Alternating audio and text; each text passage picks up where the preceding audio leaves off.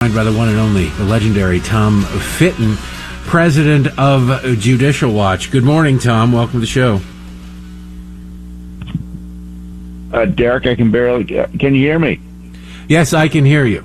Can you hear me now? All right, good to be with you. Thank you. Yeah, appreciate it. I will speak more loudly in a deeper voice. Good morning, Tom. And Patrice Onwuka is here as well. Now, there's been a fight up in Delaware. I believe the Daily Caller was involved in it. There's an attempt to try and get Joe Biden's Senate records. And the Supreme Court of Delaware said, nope, you can't get Joe Biden's Senate records because there's a possibility of a record of a complaint being filed of sexual assault, rape, really, against Joe Biden by Tara Reade. She's got a lot of contemporary evidence at the time, but nothing official. Joe Biden has denied it.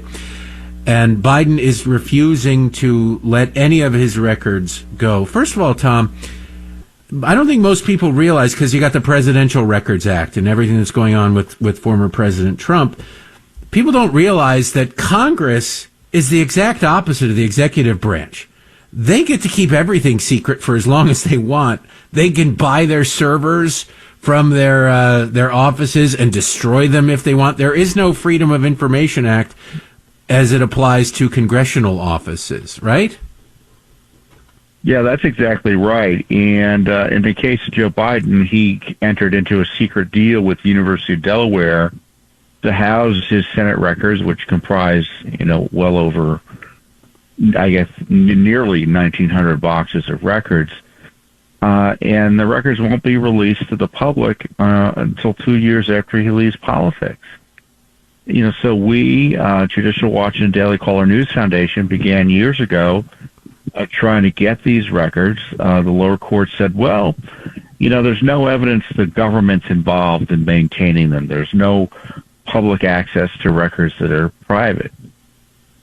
And we said, well, show us the deal. Show us the information here that details how these records are maintained and who's paying for them.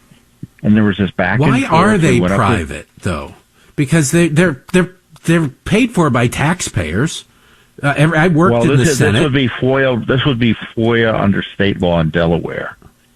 So unless their thinking was, well, there's no tax dollars used to uphold them, to maintain them, so therefore you can't get them. I said, well, give us the secret deal. And that went back and forth, and the University of Delaware said, essentially, trust us. There's no government money being used to house and maintain these records. And, it's a home field up in Delaware, as you know, and the Supreme Court yesterday said, okay, well, we agree. There's nothing Judicial Watch and Daily Caller News Foundation can do to second-guess them. Which is not appropriate in my view. And, as you highlighted, there are all these issues. Are there classified records there? Are there Hunter Biden-type records there in the sense as, does anyone think that Joe Biden all of a sudden became corrupt when he was vice president, or was he doing things as he was senator? Mm-hmm. And then there's this issue about sexual harassment and sexual assault allegations, which may be reflected in those records as well. So, we went through the court process up in Delaware, and in the end, after years, they told us no. Now the question is, Patrice and Derek, is Congress going to get involved?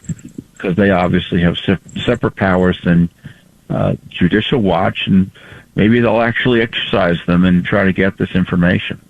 It strikes me as odd because, of course, Congress would have to make congressional records available to the public.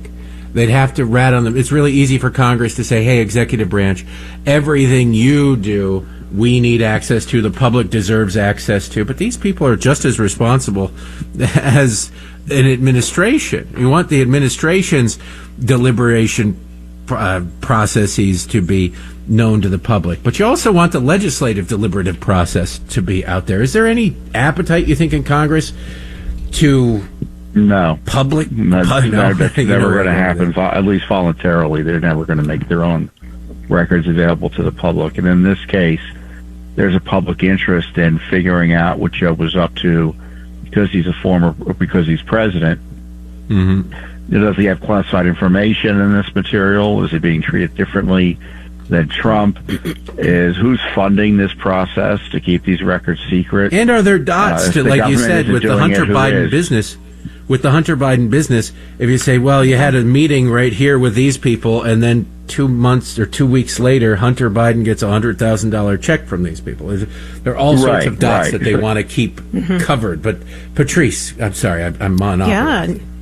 Oh, no worries, Derek. So, Tom, I think obviously people want to know what's hidden and what's missing, but I would love to hear you just weigh in to take the conversation in a different direction with just the White House and the cocaine that's found and this process that seems to be taking a lot longer to figure out who it belongs to. Do you think Judicial Watch might have to step in at a later time if we don't get some answers? Oh, we've already launched the FOIAs to figure out what was going on there. It's what we're seeing is a slow motion, really botched, comical almost cover-up of what went on. It's now 3 or 4 locations that they keep on leaking. Yeah. Keeps on changing where the location is of where that dime bag cocaine is. Well, here in Washington, D.C., guys, it's crazy. There are dime bags of cocaine, blowing up and down the street all the time. And maybe it just blew into the White House. And maybe it blew up into the nose of someone who works in the White House or, who otherwise has access to it. Of course, people think that maybe Hunter left the cocaine there. As Dan Bongino has highlighted, it's unlikely anyone who had to go through Secret Service security processes got that in there, and the suggestion is that someone bypassed Secret Service, and who could do that other than the family? But this is a cover-up. Secret Service obviously can easily figure out who had access to the place where it was located and where it was ultimately found. And the fact we still don't know where it was ultimately found, and I think what they're going to say is, in the end, there's no way we can figure out who possibly did this. And it's going to be one of these eternal mysteries, like the leaker of the Supreme Court decision. And, we can't just figure it out. And so I guess it's just going to be mystery.